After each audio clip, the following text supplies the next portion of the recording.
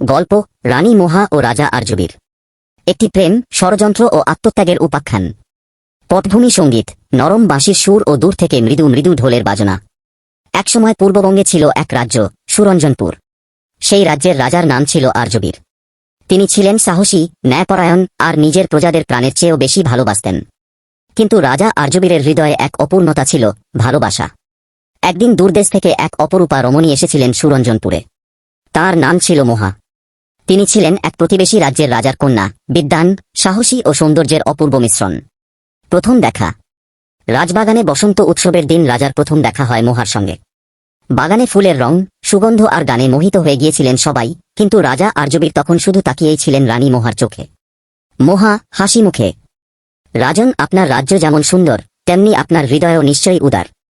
রাজা আর্যবীর, আর আপনার চোখ দুটো যেন বসন্তের স্বর্গদূত হয়ে নেমে এসেছে এই মুহূর্তে। দুই রাজ্যজোড়া উৎসবে ভালোবাসা ধীরে ধীরে বাড়ে, এবং কিছুদিন পর রাজা আর্যবীর মোহাকে বিয়ে করেন। সারা রাজ্যে আনন্দ, উৎসব আর নাচগানের ঢেউ বয়ে যায়। ষড়যন্ত্রের ছায়া। তবে সুখের দিনে অন্ধকারও ধীরে ধীরে ঘনিয়ে আসে। রাজ্যেরই একজন সেনাপতি, সৌমিত্র, মোহার সৌন্দর্যে মোহিত হয়ে পড়েছিলেন, এবং রাজাকে সরিয়ে নিজে রানী ও সিংহাসন দুটোই পেতে চেয়েছিলেন। সৌমিত্র এক গোপন রাতে রাজমহলে বিষ দিয়ে রাজাকে মারার চেষ্টা করে, কিন্তু মোহা সেটা আগে থেকেই আঁচ করে গিয়েছিলেন। তিনি নিজের হাতে রান্না করা খাবারে বদলে দেন সেই বিষাক্ত খাবার। মোহা, চোখে অশ্রু, আমি তোমাকে হারাতে পারি না আর্য।